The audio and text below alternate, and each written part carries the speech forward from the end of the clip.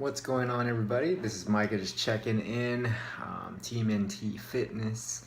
It's been a while since I've actually done a video vlog on contest prep. Lots been going on. As far as you get deeper into prep, it's harder to keep up with the things that you want to do, like you have the best intentions to do throughout the course of prep. Really trying to document as much as possible what you're doing, progress that you're making, improvements, or just adjustments that you're making throughout prep. But I've already competed in 2 shows, 2 out of the 3 that I set out to do. 35 weeks of prep was initially the plan. I pushed it out to 36 weeks. So I'm a little bit more into that probably in my next video. So I'm gonna actually split this up into 2 video updates because I really wanted to talk about my first show and then my second show. Initially, I was aiming for 3 shows for the season of 2017, and I'm still doing 3. I'm just doing 3 in 3 different organizations. So I wanted to get my general take on competing in 3 different organizations, the way that I approached it as far as peak weeks and how we changed things up and really started to dial things in a little bit more as we got deeper into prep. And so I'll start off with the first show, WMBF, Washington State, Emerald City, Naturals, and Pro-Am. So it happened on April 15th, so I was 32 weeks into prep when I stepped on stage. So I figured that's the longest prep I've ever done for a show, but I got hella fat in my building phase. And so this is all learning experience for me overall, is that I took 18 months away from the stage, and that's the longest I've ever taken. I mean, the most that I've ever taken away from the stage since competing in 2012 was like 5-6 months. And anybody that's done a contest prep naturally, competing year to year, really takes its toll on the body. And you're constantly breaking it down, trying to get lean enough, trying to hold on as much muscle as possible. But if you're just spending a few months of trying to build, and then you try to cut down for conditioning, you're pretty much in like a negative balance of trying to get things improving. So I took 18 months away and just really tried to get healthy and really got into powerlifting, and I know I made some improvements with my overall physique, but I did gain quite a bit of weight. And I quickly realized, I started off at 193.5 pounds, and I quickly realized that when I even got into the 170s, that I was stronger pound for pound versus and being in a deficit than I was at 193.5. So that's one of the first learnings that I really saw was I didn't have to be 193.5 pounds to make proper strength gains or proper muscle gains. So that's going to be used in my next building phase, is how am I going to approach it so that I don't have to feel like I need to gain all this weight versus, hey, let's go ahead and make little by little progress and not gain a ton of body fat along with it. So I think that's a big learning experience for me. Number 2 is leading into this first show was quite the stressor for me. I started contest prepping. I started prepping for shows back in 2012, and this was one of the first shows I ever did. And there's a lot of expectations that I placed upon myself that really caused a lot of stress, because I knew a lot of people that were competing. I knew the promoters. I know the type of conditioning people bring in, the type of physiques they bring in. A lot of friends competing, a lot of friends attending. you know, it's a big show for the natural shows in Washington State. And you know, I really wanted to bring in my best for this show. I knew the people that were going to step in my class, so expectations were really high, and I placed a lot of stress on myself trying to get to where I needed to get to.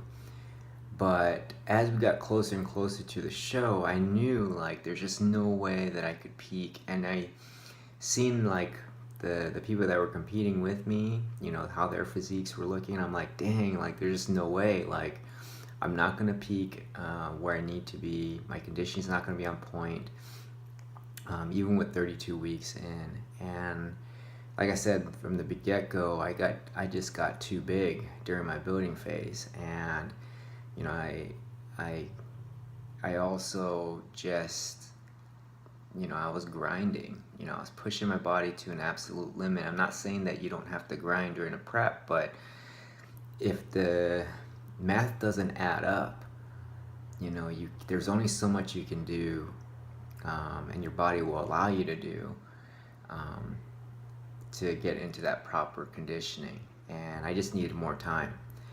And also, you know, with my body, you know, the most I've ever had to lose during a prep before was like maybe 20, 25 pounds. But, you know, going from 193.5 down to that morning before I officially weighed in, I was like 147 pounds. So that's quite a bit of weight to drop in 32 weeks. That's the most I've ever had to lose during a prep. That's a lot of stress on the body. That's a long stint. So I think along with that, you just didn't know what to expect, how much I had to push. And we switched over to ketosis. I wasn't really too familiar with doing that. I never tried that with my body to this extent. So 10 weeks out, that's what we switched over to. And yeah, I lost some overall size, like because you're not having carbs, so you're not full.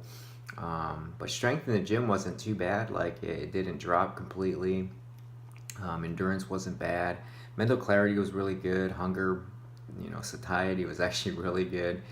You know, and I still followed a flexible approach, but just more towards ketosis. And eventually we got more towards a targeted ketogenic diet, just to center my carbs around training days. So I had 100 grams of carbs, so 50 in the pre-workout, 50 post-workout, and I still stayed in ketosis after about 6 weeks into ketosis. That's when we made that switch over. I was pretty much adapted to ketosis, so I was able to eat quite a bit, in my eyes, of carbs and not be kicked out of ketosis. So things were moving along quite nicely. But with ketosis, since I've never done it before, leading into peak week, I knew I wasn't lean enough, so I wasn't depleted. So we just didn't need a lot of things to fill me out, like a lot of carbs. So we did a front load of carbs, because in previous preps I'd let my coaches know, like, hey, you know what, like in previous preps, front loads seemed to work out really well for me, so let's go ahead and try that out. What's your thoughts? So we did that, and you know, I really only had like 175 grams carbs for Sunday and Monday. Then we dropped it down, we tapered off by Wednesday, and then Friday we stuck in like 175 grams of carbs. And then that Saturday on show day, I really didn't take in that many. It was mostly fats and sodium. At the end of the day though, like after prejudging and the night show, I was like close to 10 grams of sodium and about 2.5 gallons of water. And I looked a lot better in the evening than I did in the morning. Like a lot more dry. Conditioning looked a little bit better. So that just helped me go into my next peak week that I'll talk about in my next video. And I think it's all about a learning experience. And I think just overall, I had a lot of fun in that show. So I think that's kind of the biggest thing is I went in there after kind of, you know, reflecting, going into peak week. I'm like, I knew I'm not going to peak well. You know, I know my conditioning is not going to be the best with the people that I'm stepping next to. But I'm having fun with this show because I knew all the people that were competing. I knew who was in my class. I enjoy the backstage, you know, talking to all my friends, and it's just relax. You know, the work is done already. Let's just go ahead and have fun. And once I was done with that show, I got placed fourth out of fourth in my class for the lightweights. I did a lot of reflecting. I was like, man, like I put a lot of stress on my mind about expectations going into this show, and I forgot the reasons on why I competed and why I compete. One of the main things is I love competing. I love being able to me versus me, bring in my best. Who cares who shows up? Just have fun with it. Look at the big picture. Um, you know, look at the full circle of where you came from to where you are, and what you can improve upon. And once I let that go, there's this like big sense of relief. So you take what you learn from that first show, like, okay, sodium, you know, this is where it should be at.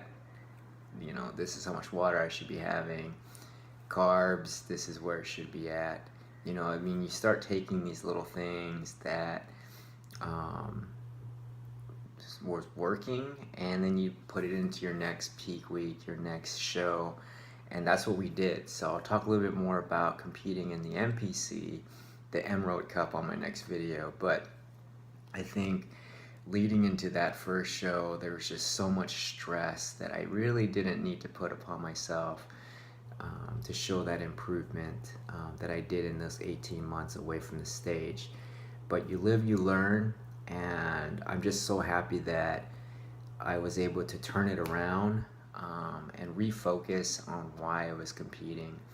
And it's like light and day from what I look like that April 15th show to what I look like 2 weeks later, April 29th, for the Emerald Cup.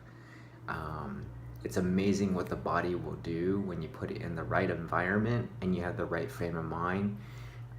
When those things connect, boom, like things start happening. So all the learning experience, I'm grateful that I was able to step on stage with my brothers, my natural family, be able to have that experience with people in the backstage. And in my next video, I'll talk about how we use that information leading into peaking really well for Emerald Cup, which I'm really excited to talk about because I've never competed in the NPC. So I wanted to give my general thoughts and take that time in my next video to talk about my experience there. But other than that, I appreciate all the support I'm getting from everybody. Competing isn't easy. Contest prep is not easy, but with the right support system, with my wife, my coaches, my natural family, you know, my good friends, my family, you know, all these things definitely help out with contributing to the journey, the experience, and just the overall being able to continue to move forward with each day. So if there's any comments, questions, by all means, let me know, and I will definitely answer to them on the next video. Thank you.